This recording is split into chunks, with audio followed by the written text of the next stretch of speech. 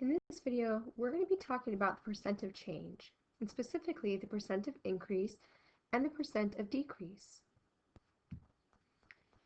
So the percent of change is just the amount of change over the original amount. And that amount of change could either be an increase or a decrease.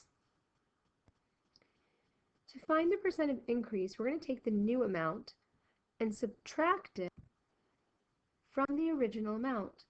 Then we're going to put that over the original amount. So here we see the amount of change, which is our new amount, minus the original amount. And just like the percent of change where it says original amount on the denominator, here we have our original amount in the denominator as well. So let's look at a percent of decrease and what that looks like. Here, we'll take the original amount and subtract the new amount, and then we'll divide that by our original amount. So just like our percent of change, here we have the amount of change that's happening divided by our original amount.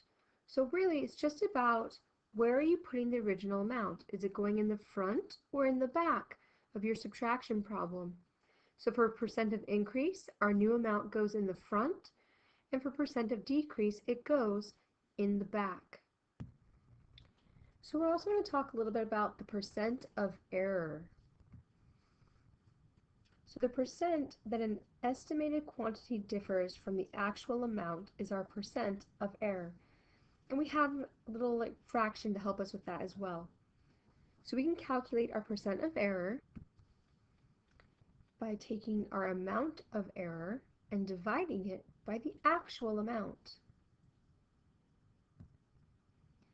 Let's do a couple examples. So we're going to start by identifying the percent of change as either an increase or a decrease, and then finding the percent of change. We'll round our answer to the nearest tenth of a percent if necessary. So here we're going from 12 inches to 36 inches.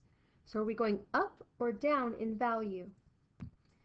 Because our number is getting bigger, we see that this is going to be an increase.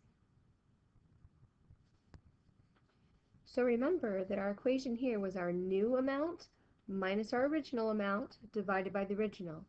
So here is our new amount. Here is our original amount. So we're going to take our new amount minus our original amount and divide that by our original amount. And so we can go ahead and we can plug that into a calculator, and we should get the value 2. And so now we need to convert the number 2 into a percent. So here, I'm going to take our 2, and it has a decimal because that's really like a 2.0. We're going to take the decimal and move it 2 times to our right, put our new decimal, and add our 0. And so this is going to tell us that we have a 200% increase. And that's our solution. Let's take a look at this other example. Here we have 75 people into 25 people. So is it getting bigger or is it getting smaller? Yeah, so here we have a decrease. So remember that for our decrease, we're going to take the original amount, subtract it from the new amount, and then divide it from our original amount.